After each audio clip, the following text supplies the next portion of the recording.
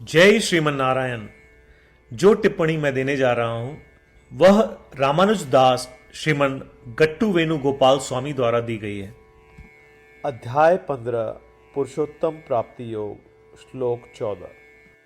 अहं वैश्वानरो भूत्वा प्राणिनां देहम् आश्रितः प्राणापान समायुक्तः पचाम्यन्नं चतुर्विधम्। ओम। गीताचार्य श्री कृष्ण परमात्मा अर्जुन सहित हम सबको पुरुषोत्तम प्राप्ति योग सिखा रहे हैं। परमात्मा कह रहे हैं, अर्जुन, मैं सभी जीवित प्राणियों के पेट में पाचन अग्नि हूं और सभी प्राणियों के पेट में काम करके उन्हें 4 प्रकार के भोजन को पचाने की मदद करता हूं जो वे जीवित प्राणी खाते हैं, जो उनकी सांस लेने और छोड़ने वाली सांस के साथ होता है। ऐसा कहकर श्री कृष्ण परमात्मा यह स्पष्ट कर रहे हैं कि वह स्वयं हमारे भीतर रहते हैं और हमारे द्वारा खाए जाने वाले 4 प्रकार के भोजन को पचाते हैं तथा पूरे शरीर में ऊर्जा भेजते हैं।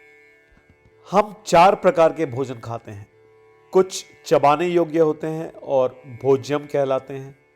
कुछ को चूसा जाता है, उन्हें चौश्याम कहा जाता है। कुछ को चाटा जाता है, उन्हें लहयम्स कहा जाता है। और जिन्हें पीना जरूरी है उन्हें पेयम्स कहा जाता है।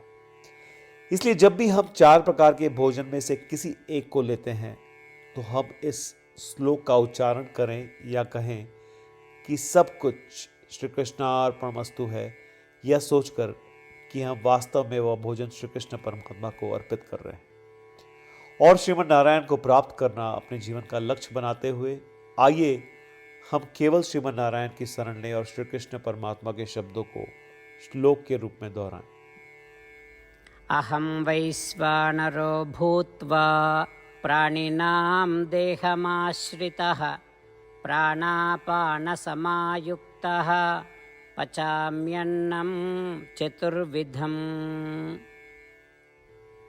श्रीमद् भगवद गीता का संपूर्ण सार श्री कृष्ण परमात्मा द्वारा अध्याय 18 श्लोक 65 से 70 में 8 कार्य करने के लिए दिया गया है।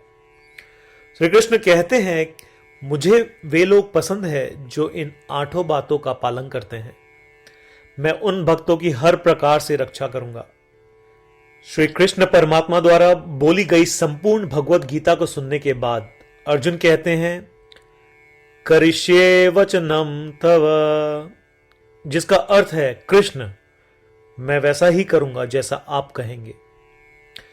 यही कारण है कि श्री कृष्ण ने अर्जुन को सभी प्रकार की सफलताएं और जीत प्रदान की है। आइए परमात्मा को वचन दे कि हम इन 8 कर्मों का पालन करेंगे। ऐसी कोई पूजा, तप या यज्ञ नहीं है जो परमात्मा को यह शब्द देने से बढ़कर हो। मैं कहूंगा कि ये 8 प्रतिज्ञाएं हमें करनी चाहिए। कृपया आप सभी इन्हें अपने दिल और दिमाग में सोचें। इस प्रकार श्री कृष्ण को अपना वचन देते हुए आइए हम सभी श्री कृष्ण के सुंदर चेहरे को खुशी से चमकते हुए देखें और आनंद का अनुभव करें। जय श्रीमन नारायण। ये है हमारे 8 वचन। हमारा पहला वचन, हे श्रीमन नारायण, जैसा आपने निर्देश दिया मैं हमेशा आपका ध्यान करूंगा और आपके बारे में सोचूंगा। हमारा दूसरा वचन, हे श्रीमन नारायण, जैसा कि आपने सलाह दी मैं हमेशा आपका भक्त रहूंगा। हमारा तीसरा वचन, हे श्रीमन नारायण, मैं अपने सभी कार्य आपकी सेवा के रूप में और आपकी संतुष्टि के लिए करूंगा। हमारा चौथा वचन, हे श्रीमन नारायण, जैसा कि आपने अनुसरण करने के लिए कहा था, मुझे पूरा विश्वास है कि मैं आपका हूं और मैं हमेशा अपने हाथ जोड़ूंगा और आपको नमस्कार करूंगा। हमारा 5वां वचन, हे श्रीमन नारायण, मुझे आपके शब्द मामेकम शरणम व्रज, याद आते हैं जो आपने सिर्फ और सिर्फ आपको ही समर्पण करने को कहा था। श्रीमन नारायण, मैं केवल आपके प्रति समर्पण करता हूं। हमारा छठा वचन, हे श्रीमन नारायण, मुझे आपके शब्द मां शुचः याद आते हैं कि आप हमें शोक न करने का आश्वासन दे रहे हैं। मैं अब शोक नहीं करूंगा। हमारा सातवां वचन, हे श्रीमन नारायण, आपने हमारे लिए श्रीमद् भगवत गीता देकर हम सभी पर कृपा की है और आशीर्वाद दिया है।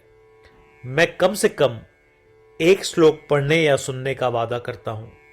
हमारा आठवां वचन, हे श्रीमन नारायण, आपने सारी मानवता को गीता प्रदान की। मैं गीता में आपके दिव्य शब्दों को उन भक्तों तक फैलाने का प्रयास करूंगा जो गीता से अपरिचित हैं। हमने अभी अभी परमात्मा को 8 वचन दिए हैं। प्रतिदिन श्रीमन नारायण को यह वचन देना कि हम वैसा ही करेंगे जैसा वे कहेंगे, अपने आप में एक महान पूजा है। आइए हम उसे अपने अटल विश्वास के साथ अपना वचन दें। श्रीमन नारायण करिष्ये वचनम तव, जिसका अर्थ है, श्रीमन नारायण, मैं आपके निर्देशों के अनुसार कार्य करूंगा। सर्वम श्री कृष्णार्पणमस्तु। जय श्रीमन नारायण। अहं वैश्वानरो भूत्वा प्राणिनां देहम् आश्रितः प्राणापान समायुक्तः पचाम्यन्नं चतुर्विधम्। ॐ अहं वैश्वानरो भूत्वा प्राणिनां देहमाश्रितः प्राणापानसमायुक्तः पचाम्यन्नं चतुर्विधम्।